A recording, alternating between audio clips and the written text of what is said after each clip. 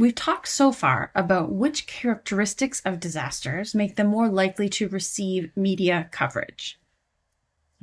In other words, selection bias. Now let's turn to description bias. Description bias refers to how a disaster and those impacted by it are depicted when they do get coverage.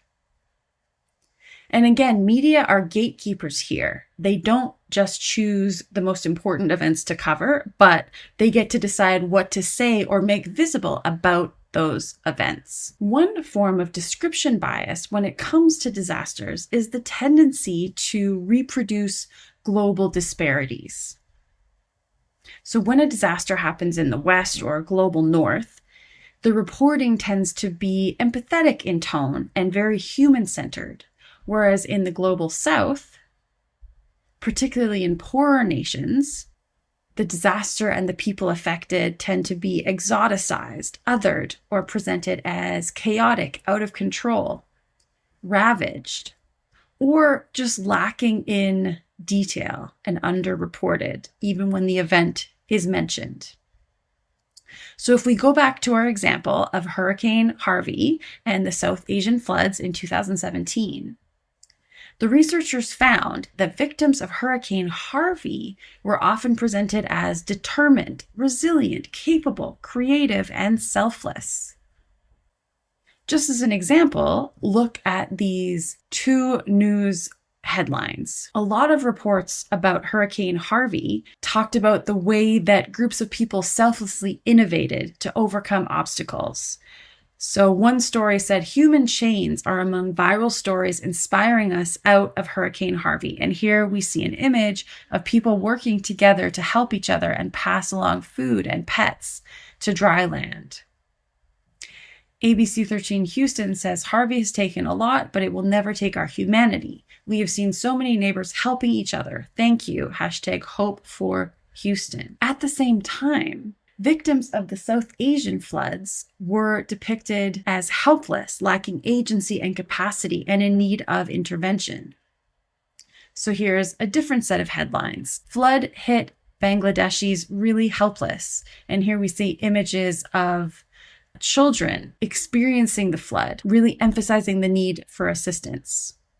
Hurricane Harvey reporting also more often featured detailed profiles of specific people and their lives, and readers were intended to relate to these in-depth humanizing profiles, whereas South Asian flood coverage, at least in the UK, did not contain a single personal profile, which would have been an opportunity for the readers to relate to and humanize the victims. Porter and Evans conclude, after conducting this systematic comparative analysis, quote, whereas UK media coverage of the global North focused on shared cultural, economic, and political values, coverage of the global South emphasized difference, reinforcing an us and them mentality based on the poor alignment of national political interests. Such disparities are deeply problematic for informing the public about global matters of concern, creating empathy between nations, and building support for collective action. So Porter and Evans find that a major concern here is news reporting used as a medium through which to project a Euro-American world order with set national hierarchies and power relations, and to maintain outdated, incomplete, or stereotypical representations of the global South as the exotic other. So that's just one form of description bias that can play into stereotypes around global disparities. A second common form of description bias is the use of unnecessarily emotionally charged language. The tendency is for reporters and editors to lean into emotion in order to get that dramatic factor, to get people to click on the article. And fear is a very common emotion that's portrayed around disasters. We're going to look at COVID-19 media coverage as an example. Ogdobo and colleagues in 2020 analyzed media coverage of COVID from January to April 2020 based on top media outlets in North America, Europe, and Africa. Now, the second most common media frame was fear and scaremongering. And they did find a number of frames. They found attribution of responsibility, placing responsibility for the cause or solution to either the government or an individual or group. For example, where or who the outbreak came from. Economic consequences. In this frame, issues relating to the event being reported are approached from the perspective of their economic consequences on the individuals, organizations, or country. For example, discussing the impact of COVID on the stock market. Economic consequences were 8% of the coverage. Next was human interest, which was a full quarter of the stories. When journalists gave a human face or an emotional angle to the presentation of an event, issue, or problem, it was labeled as a human interest story. For example, a headline said, "Mother dies from coronavirus hours after giving birth to her first child in a Ukrainian hospital." So this was actually the most common frame. Then we have fear and scaremongering. This was the second most common frame at 14% of stories. These are stories that are exaggerated to cause fear or panic among the public. For example, these stories emphasize future risks and the potential growth of the virus. And Bodo and colleagues caution that these stories, though often containing accurate information, may be more harmful than helpful in some cases, as, quote, "fear can sometimes kill faster than the pandemic itself." They did find the third most common frame was that of hope at 12% of stories. In this frame, emphasis shifts to stories that give people hope and reassure them even in the midst of the crisis. For example, one story read, "Our world has changed immensely in the last few weeks, but amid the upheaval and distress, there are reasons to believe we can emerge from the crisis with some human qualities enhanced." The frame of fear-based media coverage of COVID has been documented through other research as well. Chakraborty and Bose in 2020 conducted a sentiment analysis of the affect or emotion conveyed through text-based COVID news around the world. The authors found that 75% of articles forwarded a, quote, "overwhelmingly negative sentiment about COVID-19.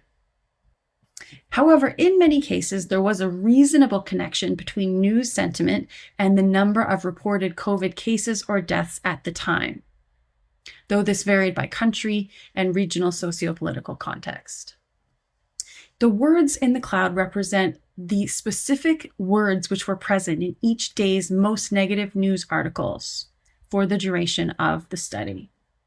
The size of the words reflects the relative frequency with which they occurred.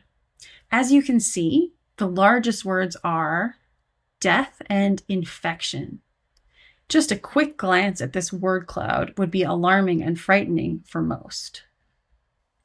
A third form of description bias is the tendency for media to describe disaster events as caused by forces of nature, where nothing could have been done to reduce the risk. This description ignores the well-established fact that environmental hazards are fundamentally shaped by societal factors. And as we know, no disaster is truly natural. Sometimes media amplify the voices of politicians who present a disaster as a shock event that could not have been predicted, or the impacts of which could not have been averted. Such a narrative can erase the historical record of hazards that have already happened in the region in the same way. Importantly, this representation erases the role of human agency and social structures in shaping who becomes exposed to hazards and who is most affected by them. Now, if humans supposedly cannot plan for or reduce the harms of a disaster, then the responsibility is placed entirely on nature or some vague global processes that generate climate change, instead of on the heads of local politicians, planners, and corporate elites.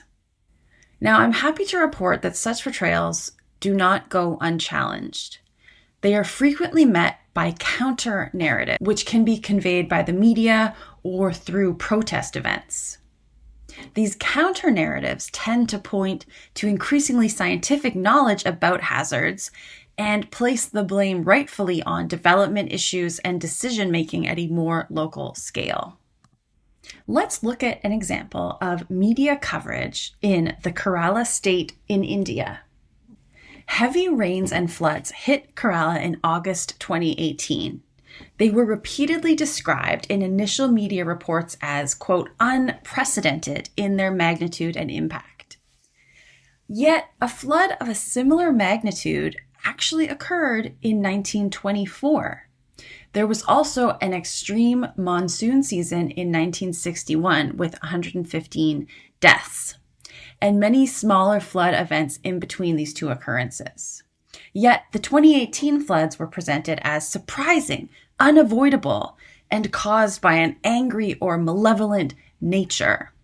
Nature was blamed by using terms like monster flood and raging river, which constructed a narrative around, quote, the tempestuous ferocity of nature and the utter helplessness of humankind before that might, unquote.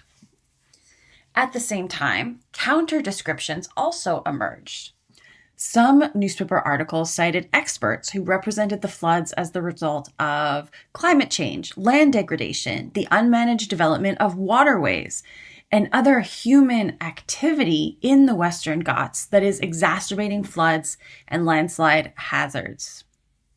Others pointed to things like dam mismanagement, meteorological forecasting failures, and ineffective early warning systems that could have prevented the hazard from turning into a disaster. Few and colleagues in 2022 write, quote, these different narratives affect how the responsibility to support people's recovery is construed, either as a form of redress for mistakes made by the powerful or as a form of charity for misfortunes bestowed by fate. These narratives also shape whether there is recognition of the gains that can be made in the post-disaster period to reduce future disaster risk and build resilience within society. In British Columbia and Canada more generally, this form of description bias that overlooks societal factors commonly occurs in reporting on disasters that disproportionately impact Indigenous communities.